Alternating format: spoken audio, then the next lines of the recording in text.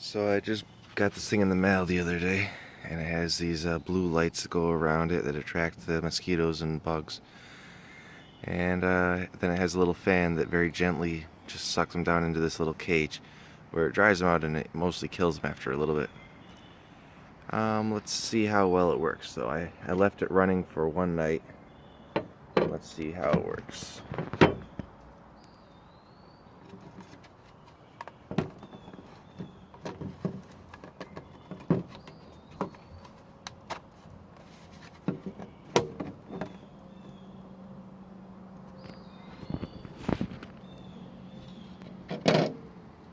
There's some moths in there.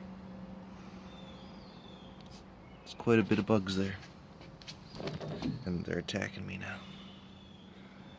So, it did get a lot of mosquitoes and moths. That was one night.